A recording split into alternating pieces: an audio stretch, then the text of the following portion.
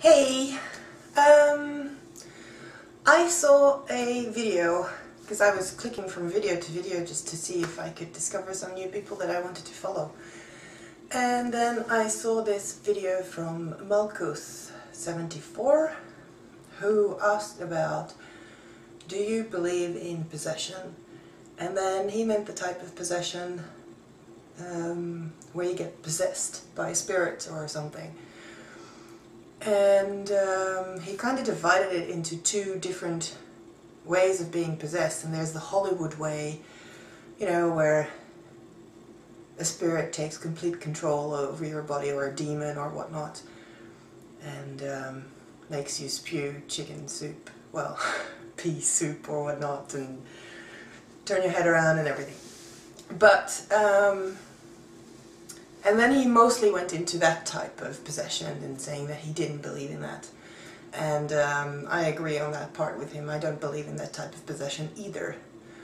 But then that video got me thinking about the other type of possession, the more mundane type of possession, and whether that actually exists or not, and if it does, what it exactly is. And as some of you might know, because I mentioned it in a video response to Moonlit Opal once, that in the past I have had a serious psychiatric disease. I had severe depression disorder, for which I needed to be taken into hospital, which for various reasons didn't happen, but it meant that I had daily therapy and very heavy medication, and I was suicidal and psychotic and the whole shlabam. And what I remember, well, that's one of the things depression does to you. You get a very bad memory. But what I do remember of the darkest period of when I just got into treatment, when I was really ill, is that it did kind of feel like being possessed. I never saw it like that until I saw this video and started thinking about it.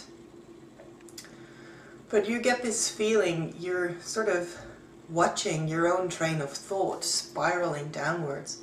And you don't want it to go there, but you can't do anything about it. And it's just, basically you're watching your own chain of thought doing something you don't want it to do. And you feel extremely helpless. And I know that there are several psychiatric diseases that make you feel like an absolute bystander, and that make you see yourself doing things that you really don't want to. I'm not entirely sure, but I think that aspect is called dissociative disorder. And I wonder, actually, if that could be seen as possession. But then the question is, if you do see that as possession, then the question is, possession by what? Because I'm a firm believer of science, and I did study a year of PhD level psychology, and I've always been really, really into understanding exactly what was wrong with me. So I've done a lot of research into how depression works.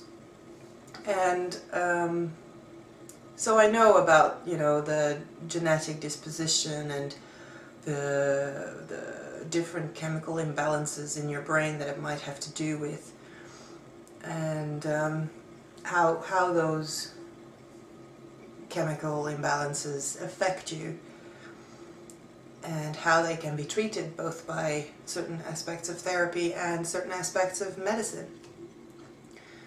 So I know about that whole side of it, but I'm just wondering what in the mundane world the definition of possession would be, and would certain psychiatric diseases fall under that definition? Because it definitely feels like it when you undergo something like that. And yeah, I was just wondering about that. So Malkuth, Thanks for making me wonder about things. I like wondering about things. I'm curious to hear what other people's opinions are on this. And Malkuth as well, because you've stated your opinion on the Hollywood type, on which I agree, like I said. But what on the other side of possession? How does this translate to what we do see in life, basically? I always try to translate the unmundane. I try to translate that to mundane life, because I've noticed that that is how mythology can work for people, and how it's often worked in the past. But that's a whole different video, so I might cut this out. That's another interesting video to make, actually. So yeah, that was that. Thanks again, and see ya. Bye!